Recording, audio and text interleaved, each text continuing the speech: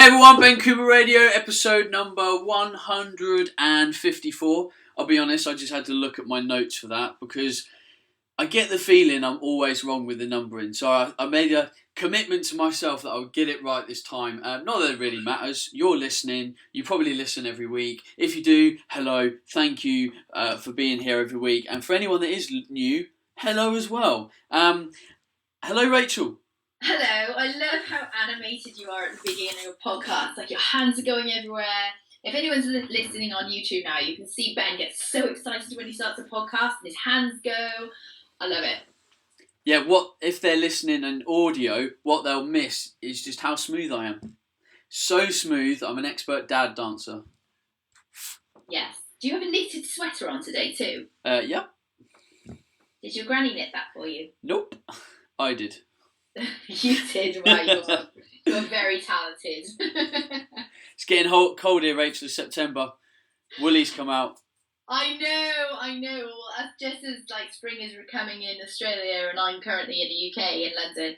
Do you know what? It's really funny. Like I've noticed in the UK, so 2 weeks ago, I was walking around in a singlet or a vest, as British people call it, and shorts, and then I went to Marbella. I came home literally 5 days later, and I had to wear, not just a hoodie, but a hoodie and a jacket. And I don't know if that's just me being a pussy to the cold, but the weather dramatically changed literally over the course of 5 days. Well, I also get a little bit excited by winter because I have a fantastic woolly jumper collection. So I get to work my way through them and enjoy them. The only thing about good jumpers, though, you have to hand wash them. Like, what's that all about? Do you hand wash them, or does Lizzie hand wash them? Neither. I've bought a fancier washing machine that's got a hand wash setting. I have one of those too. It's great, but I agree. Like I do quite like winter. I like being able to wear like really nice pair of jeans, like knee-high boots, like good jacket. Big fan of the sort of that sort of attire. And as much as I love summer and wearing, short shorts and bikinis, I have to say, I do get a bit bored of it. So if I'm going to pick which is my favourite weather, I would say winter, as long as it's not too cold, sunny weather, and, cold and crisp. Nice. Yeah, I get a bit bored of wearing my bikini too. Anyway. Talking about the weather, again, God, I've reversed it. I'm so British. So British, I know. Anyway, we've actually got a lot to go through this week, and we promised ourselves we wouldn't get derailed. Yeah.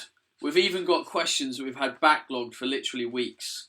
Yeah, so let's get on to them. You're going to read this first one, right? I am, and before I forget, if anyone wants to write into the show and ask a question themselves that we haven't covered already, please do email bencoomber@gmail.com with the subject line podcast, and your questions will get thrown into the future podcast mix. So, yes, this first question. This isn't necessarily a question, but I just thought this is brilliant, and it just sums up so much of what we do, which is it's nice. It's nice for me and Rachel. Mm-hmm. Hi, Ben. My name is Dan. I've spoken to you a few times on Twitter at type 1.5 because he's a diabetic, and I just wanted to send you a quick message which I hope you include on the podcast for reasons I hope will become clearer later on. First of all, a massive thank you to yourself and Rachel for the excellent advice you give out on a weekly basis. It's something I look forward to every Thursday morning when I wake up, and it's a fantastic listen. Congratulations on its success. It's completely warranted. Well, Dan, thank you. On to the reason for my message. A little over 3 years ago, I was diagnosed with type 1 diabetic. Your show with Phil Graham way back was excellent for me to hear, as he is the same condition as me. I was rushed into hospital with severe DKA and was told that I was a few days away from slipping into a coma I would have most likely not have woken up from. I knew I was going to become a type 1 diabetic, as both my grandfather and my father were both diagnosed. But having been on steroids for ulcerative colitis, my body didn't react well to the stress it was being placed under, and my diagnosis accelerated 20 or so years. Since that time, I've had quite a few changes in my life. I've changed jobs twice, moved to London into a rented accommodation with 4 other people who I didn't know, away from all my family and friends. Started a whole new life, had a 3-year relationship with someone end, Then bought a new home with all the additional financial responsibility that comes with that. Started a new relationship in the 6 months, all whilst trying to come to terms with my condition and manage it as best as I can. As you can imagine, with all the changes that have gone on, this hasn't been easy, but I've tried my best to get my nutrition as good as possible and exercise at least 3 to 4 times a week to keep my insulin sensitivity as good as possible and try and remain relatively healthy. Over the last few months, however, it has all become very overwhelming and I've been feeling worse and worse emotionally. You had a podcast a few weeks ago where you were very open and honest that you were seeking therapy. As someone who has accomplished a great deal in their life, both personally and professionally, you are someone who I have a lot of respect for and listen to your opinion.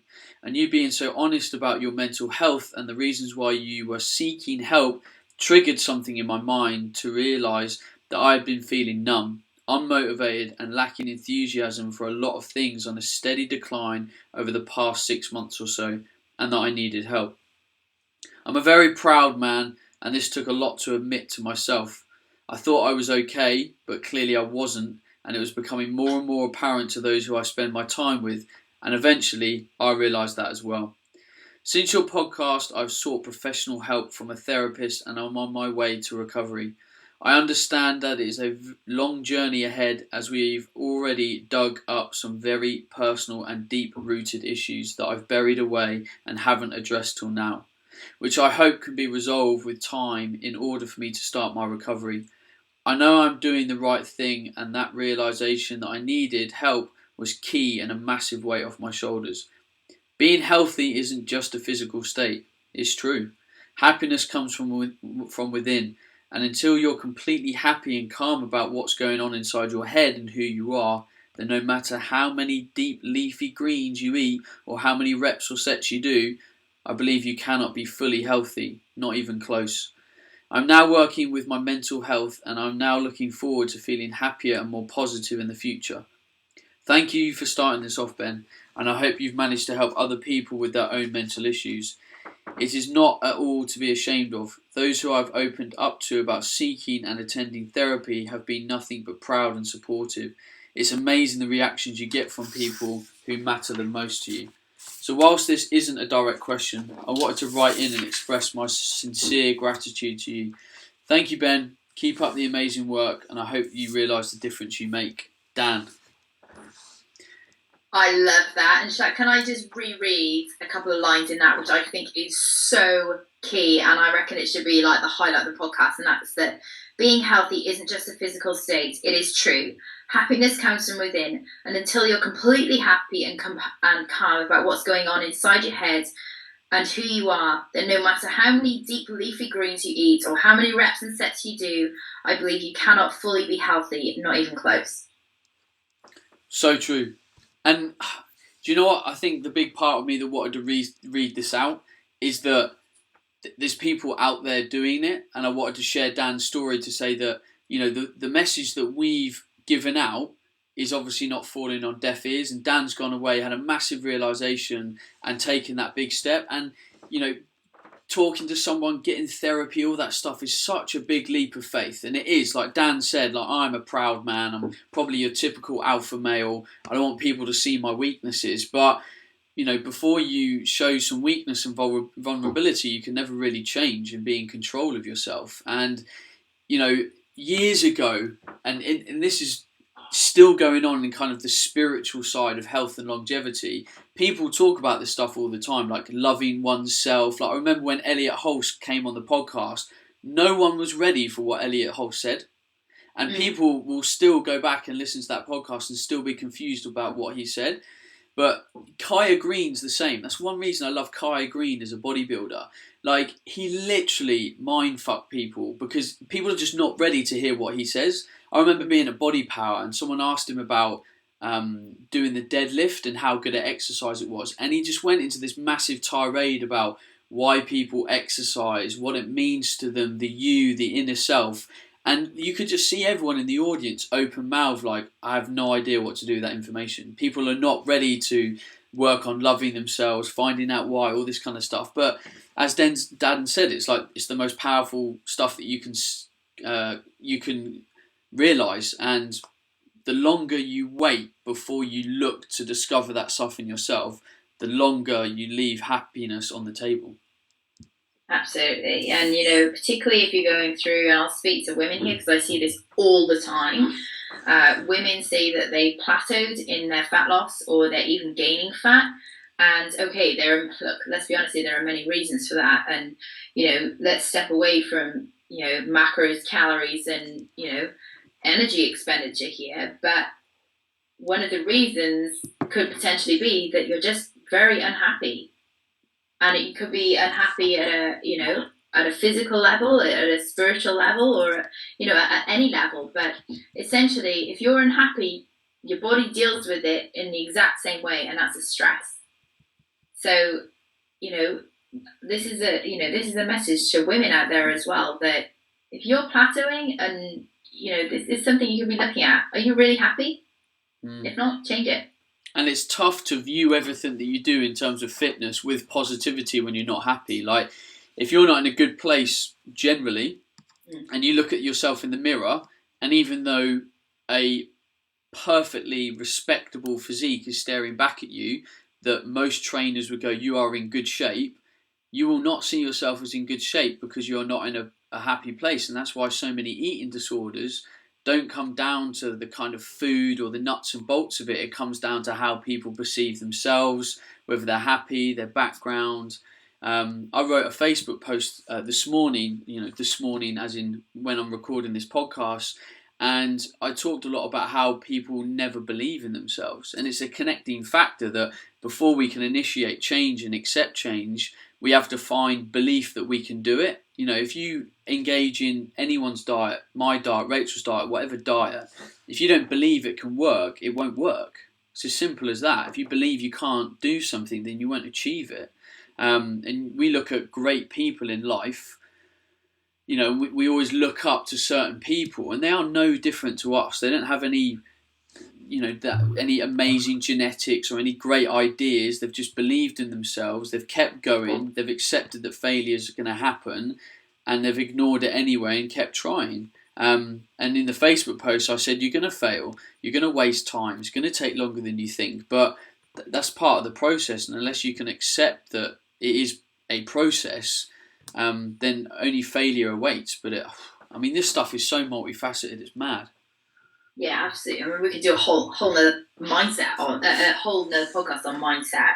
But I think people compare themselves to other people as well all the time, and comparing doesn't get you anywhere. So you just have to try and be the best version of yourself. And if people listening to this now feel that of all the recent podcasts we've done, me and Rachel have talked about this recently. I've talked about this with other people. If you don't feel that we're covering enough of this information, or you need help, then write into the podcast. Like, we're more than happy to talk more about mindset, personal issues, barriers, because we've talked an awful lot on this podcast about the nuts and bolts of training and nutrition, and it only gets us so far. And to be honest, the emotional, spiritual, and mental side of living the life, your life, is probably the most powerful thing we can talk about.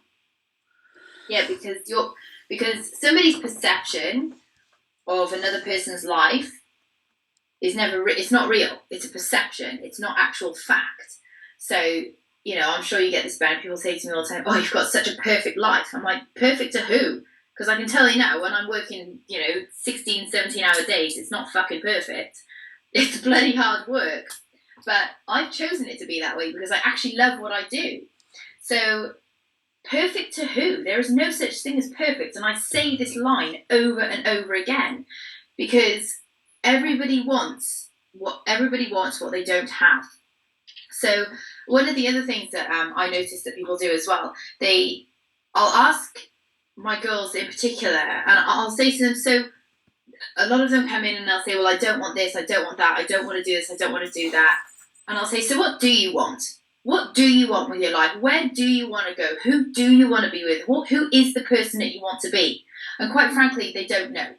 So if you're sitting there thinking, oh, I don't want to get fat, I don't want to do this, I don't want to do that, I don't want to train that way, I'm scared of this, it's all basically coming. It's all a fear-based thing, and you're not going to get very far because you're not moving towards something. So I would sit and think very carefully about who you are, where you want to be, what you want to be doing personally and professionally, and work towards it. Set a very clear, I wouldn't even say goals, set a very clear vision on what exactly it is that you want, because until you have that vision, it is impossible to start taking your first step. I have obviously done a lot of personal internships with trainers and just everyday people over the years I've been doing what I'm doing, and it's so rare that, you know, like you say, people will come to me and they'll have a list of questions, and so many of them will be nutrition based, nutrition and training, and then we'll sort of start to flirt with goals and what people want to achieve and all that kind of stuff. And I spend usually 30 to 45 minutes answering, and this is usually on a half-day internship I'll do with people. People will come and spend half a day with me, and we'll spend such little time on the nutrition and training because they know really what they need to do, how to package it and stuff. They just want a second voice. They want confirmation that they're doing the right thing. And I just help so many people with, like you said, goals. Why are you sitting here? The reason why you came in the door is not going to be the same reason as when you left. And most people, I never spend 4 hours with them. I always spend about 2.5, because I say to people, what I could go on for the next hour and a half saying, you're not ready for. You need to, we've done a bit today. I've now repackaged your goals. You actually need to go away and do a lot of thought. And a lot of the time, I'll only spend a couple of hours with people, and I'll say, right, let's do a Skype in like a month, or in about 2 months' time. Let's use your money wisely, because people are just not honest with themselves. They're not reflective enough. They don't really ask hard questions. And I know we've mentioned this before, but I suppose I just want to get the point across is, are you actually doing it? Yeah. Are the people listening doing it? Are you doing your homework? Are you asking yourself hard questions? Are you being critical? Are you going away in a room with a pen and paper? Like my SFN, I've just been at SFN doing the talks there, and I used almost terminology and topics in my titles to almost get people in the door. And then I tried to tell them what I thought they needed to hear. Like if anyone was around for and I've had this recorded, so I hope the footage is going to be amazing. I talked about goal setting for half an hour, and then I talked a little bit about nutrition. And the title of my talk was Building a Diet from the Ground Up. And the reason why I started with goal setting is because everyone's goals are rubbish. Mm. You know, and I asked people in the audience, I said, who's here has got a goal right now? And like everyone put their hand up. And I said, right, who here, that goal has changed more than once in the last month? And like 15% of the audience put their hand down. So that means all of a sudden we've got people that are setting goals that are environmentally being changed. They're being stimulated by our environment, by Facebook, by all this stuff, and they're constantly changing. And I'm like, they were never your goals in the first place. If your goals are really hard to achieve, they're not yours. Mm. They're someone else's. You fabricated them from an ideal or somewhere else, a third source. So, man, it's an honesty thing. That's a really good talk that you did. You did something very similar when we did our seminar in training London. A female client, or our seminar back in June. That was a really good talk. I wish I'd had that filmed. Man. I know. We'll just have to do another one. Yeah, I just nailed that. That was a really good one that you did. So maybe we could do a repeat. I don't know. Maybe before the end of the year, maybe not. We'll see. I suppose it's like the podcast and what we're talking about now. It's just, I feel it's what people need to hear. Sure. You know, as you as a coach, anyone was a coach, they'll sit in front of a client or an individual, and people that follow my work, I get a feel for what people are thinking. And I'm like, I think this is what people need to hear right now in fitness. It's not about carbs. It's not about insulin and that shit. It's about real talk.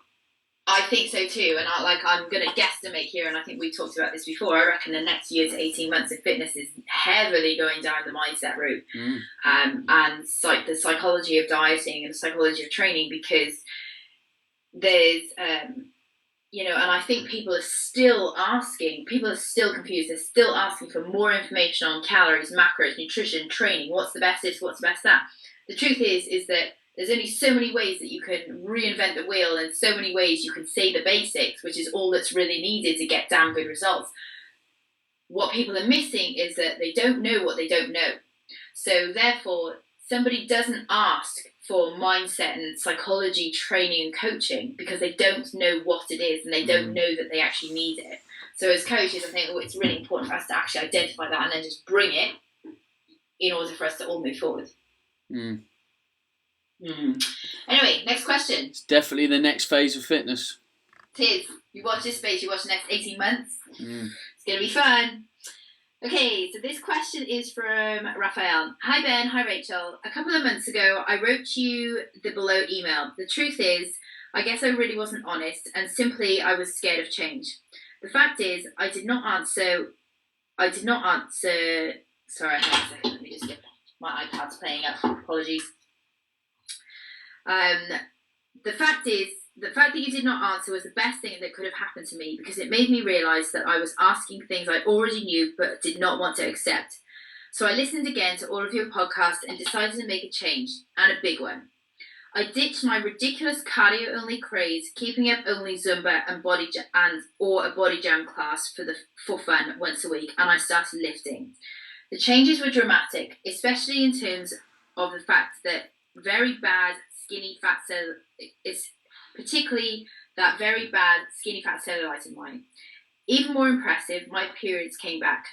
After 8 years of amenorrhea that only a few months after artificial pills with birth control had interrupted. That pill completely messed up my body, by the way, and was the source of a sudden massive cellulite attack.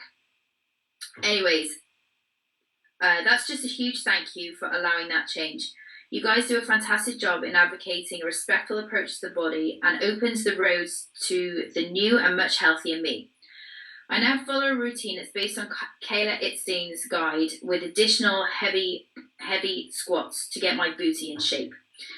Because I can't manage to find a good coach here in Bangkok, I feel like I now know more about the body than those people at my Fitness First gym. Nor can I find the name of a really good nutritionist or dietitian. Following a program sounds less risky, so I'm on the lookout for a coach. I'm ready to make the financial effort of getting serious and competent coaches, though I can't find the information. On to the questions I have for you.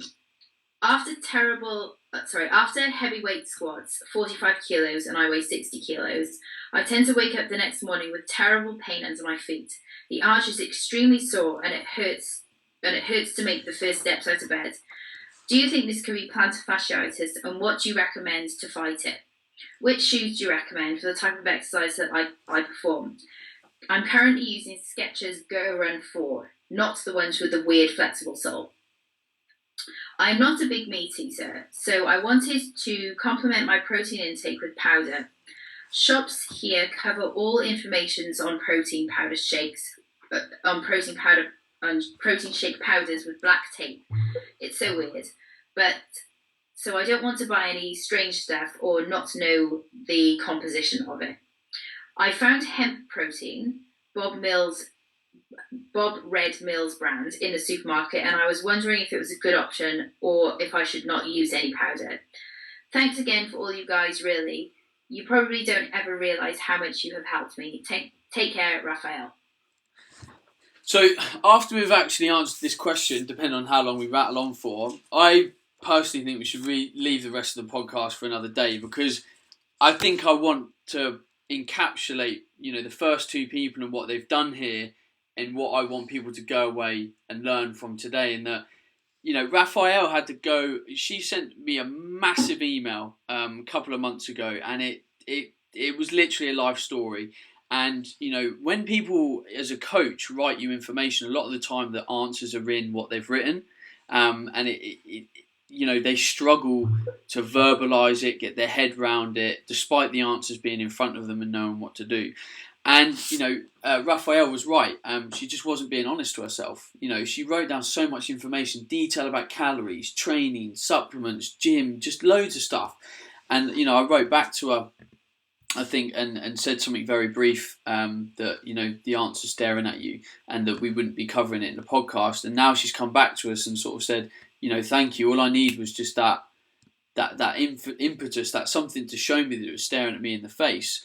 And all we have to do is be honest with ourselves. It's right there. Absolutely. For so many people. I don't like butting in. Sorry, you finish. I'm finished. I'm finished for now.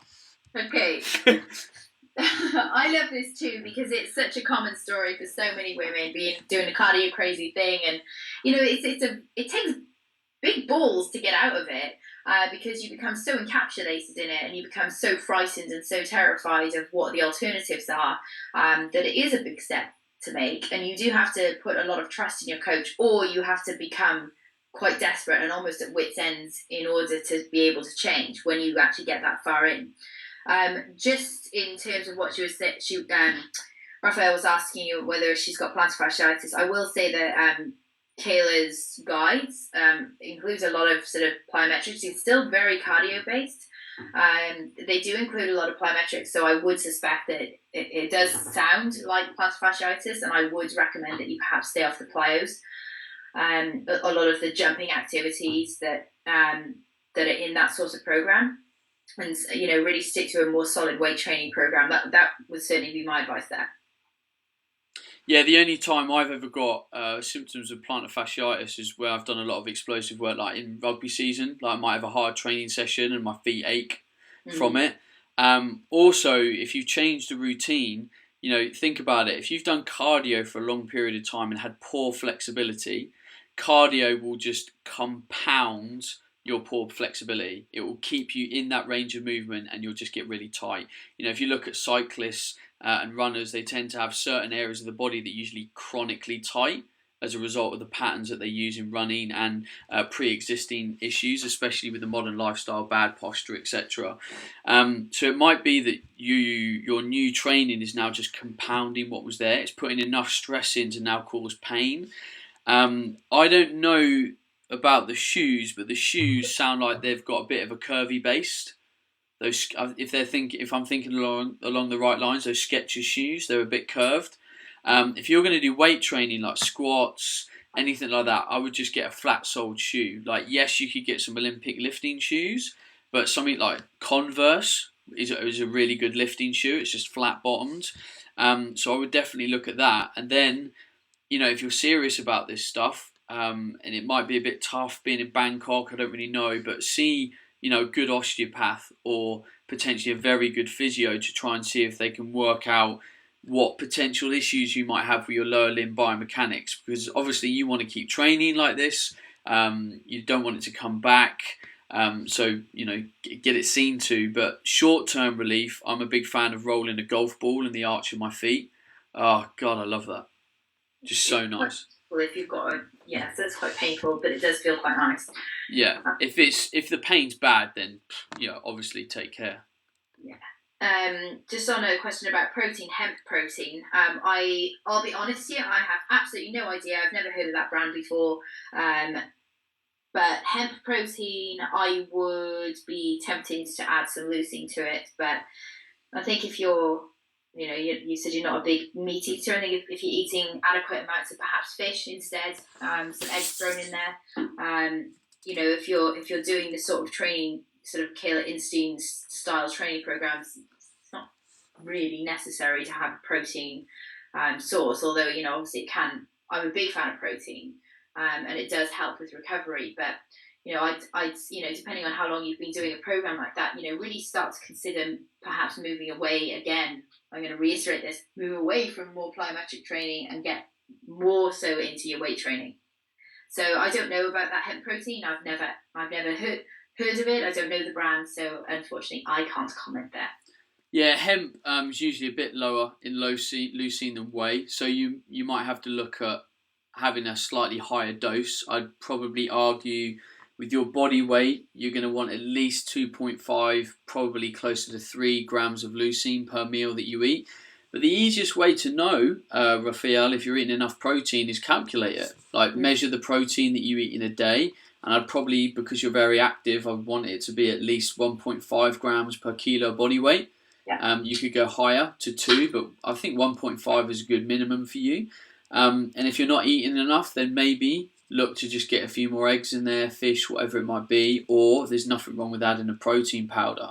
My opinion on protein powder is that it's great, but it's not essential in any area of the diet. I literally use it for diet flexibility. I'll use it for cooking. I'll use it after a workout if I haven't got access to food for a while. So I might just have like a shake and some things, shaking some berries, shaking a banana, shaking whatever. And then using it for smoothies and stuff. And if I travel a lot, I usually take a load of protein with me. See that if I can't come into contact with decent food, then I'm happy to live off protein shakes for half a day until I get access to good food again, and then I'll just carry on with my normal nutrition. So I think it's just there for diet flexibility for me. But like, do the maths, work out if you're having enough. Cool. Rachel, I think we should leave this podcast where it is. I do too. I really like that first one, and that, to be fair to Dan, like I said, he summed it up in that one sentence really, or that one paragraph about making sure that happiness comes from within, and it doesn't matter how many dark green leaf veggies you eat and how many reps and sets you do in the gym and how what sort of macros you count. Unless you're truly happy, you're actually not going to get the result you're after. So if anyone's listening to this and either of those stories resonated with you, just make me a promise me and Rachel you'll go away and you'll have a think about it, you'll be honest with yourself, you'll reflect, and even if you don't feel you're at a place right now where you need to reflect on where you are as an individual, like loving yourself wise, being honest, goals, what you want out of life, even if it's, you're good with that stuff and you're really are just focusing on the nutrition and training side of things, again, just be honest with yourself where you're at with that. Are you getting the progress and the goals that you want? Are you expecting too much of yourself? Are you not putting in enough yards? Because ultimately, some of this stuff you do have to try hard with. Like I went to the gym today, did my session at lunchtime, and I don't want to be overcritical about people that are in the gym, but there was an awful lot of people in the gym that were just not doing a lot. And if you're going to spend an hour or 2 hours of your time in the gym and you're really working towards some goals, and I'll put myself out on a limb here that most people in the gym are trying to achieve better body composition to some degree. That's why we go there. Then you've got to work fairly hard, to get the goals that most people expect out of their body. So there does need to be some effort put in, but before you really run away with your effort, make sure that effort is guided in the right way. You're doing it for the right reasons, and it's for your reasons and no one else's. And hopefully, if I get the recordings from my SFN talks, I will put them up online in some capacity at some point. But on the show next week will be Tom Feeney. We'll be talking about ART and manual therapy and some sort of physio-related stuff. So that'll be cool. Then me and Rachel will be back, and then after that, I'll be talking to Michelle Seeger on some more psychology stuff around dieting. Look at that! How organised am I? I'm giving you information like 3 weeks in advance. Nice. Rachel, thank you again for joining me and being the hostess of the mostess. Thanks, Benny. If you want to check out Rachel, please visit athleticfox.com, and you can find her on all the social networks as Athletic Fox or Rachel Guy on Facebook. You know where I am. I'm Ben Coomber all over the place. If you've enjoyed this podcast, please do us the honour of sharing us. And if a story has touched you today and at some point you go on your own journey, write into us. Tell us. Share your experience. Empower other people. Show us that this information is not falling on deaf ears. That's what I really want to see. I'll just add that in there, same. Like everything that Ben's saying, I completely echo it, because it's always so nice to hear. Like when you receive emails like that, I like, it's amazing to hear. So please contact us with your stories. Totally. Right, we're out. Ciao. Stay awesome, everyone, and I will see you next week. Hey everyone, Ben Coomber Radio, episode 153. Now, we've talked a lot about kind of training and cycling through various things recently because, as you've been aware, I've been playing around with my own kind of training. I've just had my off season from rugby,